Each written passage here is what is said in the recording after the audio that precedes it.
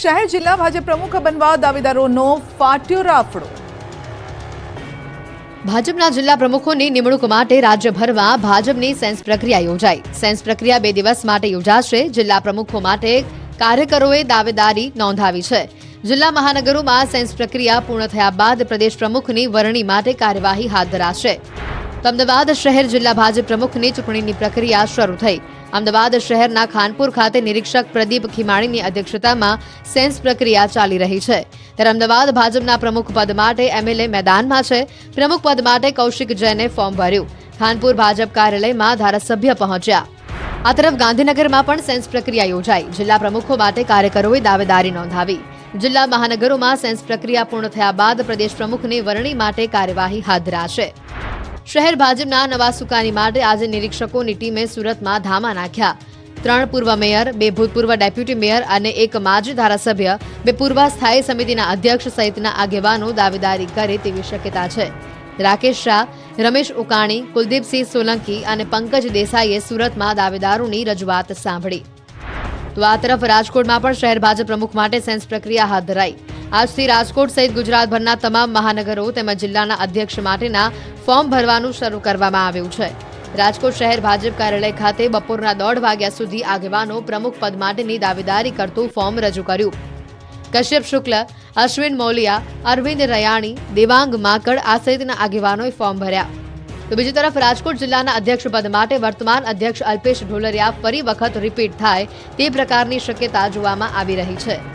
બનાસકાંઠાના ભાજપ કાર્યાલય ખાતે જિલ્લા પ્રમુખ માટે સેન્સ પ્રક્રિયા હાથ ધરાઈ।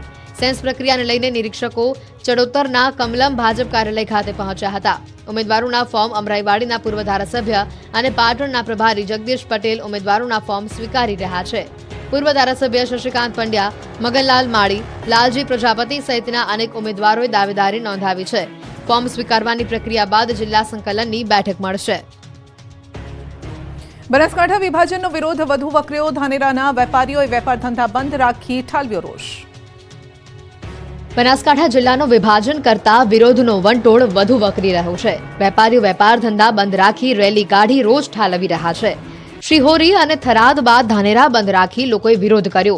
બનાસકાંઠા જિલ્લાનું વિભાજન થયા બાદ ધાનેરા તાલુકાને વાવ થરાદ જિલ્લામાં સમાવી દેતા ધાનેરા વિસ્તારના લોકોમાં ભારે રોષ ભભૂક્યો છે। રોષે ભરાયેલા હજારો લોકોએ આજે રસ્તા પર ઉતરી સરકાર સામે વિરોધ પ્રદર્શિત કર્યો હતો અને ધાનેરાને બનાસકાંઠા જિલ્લામાં જ યથાવત રાખવાની માંગ કરી છે। ધાનેરામાં બંધના એલાનની સાથે વિશાળ જનરેલી યોજાઈ હતી અને ધાનેરા પ્રાંત અધિકારીને આવેદનપત્ર પાઠવી ધાનેરાને બનાસકાંઠામાં રાખવા જ માંગ કરાઈ છે।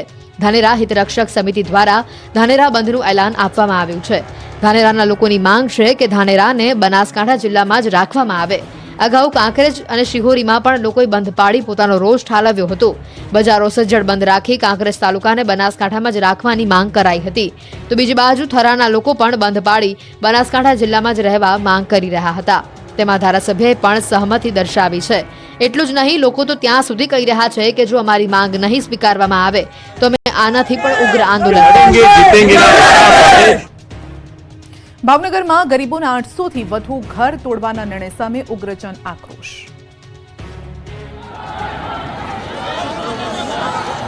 ભાવનગરના લોકોના આ આક્રોશનું કારણ ઘરનું ઘર બચાવવું। કોર્પોરેશન દ્વારા ગઢેચી શુદ્ધિકરણ પ્રોજેક્ટ અંતર્ગત 800થી વધુ દબાણકર્તાઓને નોટિસ ફટકારતા ઉગ્ર જનાક્રોશ ફેલાયો છે। ત્યાં વસતા લોકોમાં રોષ ફેલાયો છે, જેના સમર્થનમાં ઝોપડપટ્ટી વસાહત હિતરક્ષા સમિતિ અને કોંગ્રેસના ઉપક્રમે ન્યાય યાત્રા નીકળી। જશોનાથ સર્કલ ખાતે કોંગ્રેસના પ્રદેશ અધ્યક્ષ શક્તિસિંહ ગોહિલની ઉપસ્થિતિમાં અસરગ્રસ્તોની સભા યોજાઈ। સભામાં મોટી સંખ્યામાં લોકો ઉમટી પડ્યા હતા। રોડને બાનમાં લીધો હતો, જેમાં શક્તિસિંહ ગોહિલે ભાજપ સરકાર સામે આક્રોશ વ્યક્ત કર્યો। તેમણે દાવો કર્યો કે અસરગ્રસ્ત સાથે કોઈપણ જાતનો સંવાદ પણ કર્યો નથી। ઝૂંપડા તોડીને વિકાસ નહીં વિનાશ થાય છે। જમીન સંપાદન કરી યોગ્ય વળતર આપવું જોઈએ। આવાસ યોજનાના ખાલી મકાનો વૈકલ્પિક વ્યવસ્થાના ભાગરૂપે આપવા જોઈએ। બાદમાં જશોનાથ ચોકથી વિશાળ રેલી કાઢવામાં આવી હતી। રેલી કલેક્ટર કચેરીએ અને કોર્પોરેશને પહોંચી સૂત્રોચ્ચાર સાથે હાથમાં બેનર લઈને વિરોધ નોંધાવ્યો। અહીં કમિશનર કલેક્ટરને આવેદનપત્ર પાઠવી રજૂઆત કરવામાં આવી। સુપ્રીમ કોર્ટની ગાઈડલાઈન અનુસાર માનવી અભિગમ રાખવા, વિકાસ જરૂરી હોય તો ગરીબ લોકોને ઓછામાં ઓછું નુકસાન થાય તે રીતે અને વૈકલ્પિક વ્યવસ્થા કરી આપવાની માંગણી કરી હતી। રાજકોટ વકફ બોર્ડના નામે નવાબ મસ્જિદની 3 દુકાનો ખાલી કરાવવાનો મામલો ગૃહ રાજ્યમંત્રી હર્ષ સંઘવી પહોંચ્યા। નવાબ મસ્જિદ 3 હિન્દુ વેપારીઓની દુકાનોનો સામાન બહાર ફેંકી બળજબરીપૂર્વક દુકાન ખાલી કરાવવામાં આવી હતી। વેપારીઓ દ્વારા એ ડિવિઝન પોલીસ સ્ટેશન ખાતે ફારૂક મુસાણી સહિતના વ્યક્તિઓ વિરુદ્ધ ગુનો નોંધાયો છે. તો ગુનો નોંધાતા ફારૂક મુસાણી સહિત 9 વ્યક્તિઓની અટકાયત કરવામાં આવી અને હિન્દુ મુસ્લિમ ધર્મના લોકોએ સાથે મળીને દુકાનોમાં સામાન પરત મૂક્યો. હિન્દુ વેપારીઓ સાથે હર્ષ સંઘવી દ્વારા કરવામાં આવી હતી બેઠક અને બેઠકમાં સ્થાનિક ધારાસભ્ય રમેશ ટીલાડા, રાજ્યસભાના સાંસદ રામ મુકરિયા, ઉદય કાનગર, ડોક્ટર દર્શિતા શાહ સહિત હાજર રહ્યા હતા અને વર્ષોથી દાણાપીઠ વિસ્તારમાં મોટાભાગના હિન્દુ વેપારીઓ દુકાન ધરાવે છે. અટકાયત કરાયા બાદ તમામ આરોપીઓને મુક્ત કરવામાં આવ્યા હતા. આરોપીઓની અટકાયતને લઈને હર્ષ સંઘવી દ્વારા એક્સ પર પોસ્ટ મૂકવામાં આવી હતી અને દાણાપીઠ વિસ્તારમાં જય જય શ્રી રામ અને વંદે માતરમના નારા લાગ્યા. એમસી ટેકનિકલ સુપરવાઇઝર ભરતી કૌભાંડ મામલે કોંગ્રેસ દ્વારા વિરોધ પ્રદર્શન, રોડ પર 500 રૂપિયાની નોટો ઉડાડી. અમદાવાદમાં કોંગ્રેસના નેતાઓએ 500 રૂપિયાની નોટો ઉડાડી ટેકનિકલ સુપરવાઇઝર ભરતી કૌભાંડનો વિરોધ કર્યો. અમદાવાદ મ્યુનિસિપલ કોર્પોરેશનના ઇજનેર વિભાગ માટે 93 ટેકનિકલ સુપરવાઇઝરની ભરતીકાંડમાં હેડ ક્લાર્કને સસ્પેન્ડ કરવામાં આવ્યો છે. ત્યારે એએમસી ટેકનિકલ સુપરવાઇઝર ભરતીમાં કૌભાંડ મામલે અમદાવાદમાં કોંગ્રેસ દ્વારા વિરોધ પ્રદર્શન કરવામાં આવ્યું. એએમસી ઓફિસની બહાર મોટી સંખ્યામાં કોંગ્રેસના નેતાઓએ ધરણા પર બેસીને હલ્લાબોલ કર્યો. ભરતી કૌભાંડ રૂપી રાક્ષસ બનાવીને ઉગ્ર વિરોધ પ્રદર્શન પણ કરવામાં આવ્યું. સાથે જવાબદાર અધિકારીના રાજીનામાની માંગ કરવામાં આવી. સમગ્ર મામલે અમદાવાદ મેયર પ્રતિભા જૈન દ્વારા મ્યુનિસિપલ કમિશનરને પત્ર લખીને જવાબદાર કોર્પોરેશનના અધિકારી સામે કાર્યવાહી કરવાની માંગ કરાઈ છે. પત્રમાં લખ્યું હતું કે હેડ ક્લાર્ક સિવાય મ્યુનિસિપલ કોર્પોરેશનમાં ઉપરની કેડરમાં ફરજ બજાવતા અધિકારીઓની ભૂમિકા અંગે તપાસ થવી જરૂરી છે. સમગ્ર ભરતી કૌભાંડમાં જે પણ અધિકારીની સંડોવણી હોય તેની વિરુદ્ધમાં કાયદેસરની કાર્યવાહી કરવામાં આવે. થરાદની દુકાનમાં ઘૂસી નીલગાયે મચાવ્યો આતંક.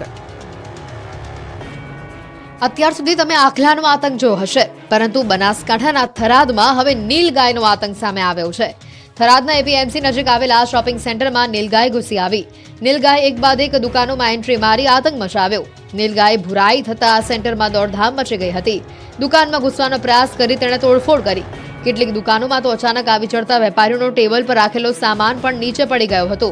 નીલગાય દુકાનમાં પ્રવેશી નહીં તેના માટે વેપારીઓએ લાકડીઓથી માર માર્યો, પરંતુ નીલગાય એકાએક દુકાનમાં ઘૂસી જતા વેપારીઓમાં પણ દોડધામ મચી ગઈ હતી. તો આ તરફ ગીર સોમનાથ જિલ્લાના દેદાના દેવડી ગામે સિંહોએ ધામા નાખ્યા. ખારા વિસ્તારમાં રખડતા પશુનો શિકાર કરી સિંહોએ મેજબાની માણી. છેલ્લા 20 થી 25 દિવસથી ગામના ખારા વિસ્તારમાં સિંહોની લટાર જોવા મળે છે. સિંહ તેના શિકારને ઢસડીને લઈ જતો હોય તેવા દ્રશ્યો કેદ થયા છે. ગામમાં સિંહ આવી ચડતા લોકોમાં ભયનો માહોલ ફેલાયો છે. તો આ તરફ જૂનાગઢના રહેણાંક વિસ્તારોમાં સિંહના આટાફેરા વધતા લોકોના જીવ તાળવે ચોંટી ગયા છે.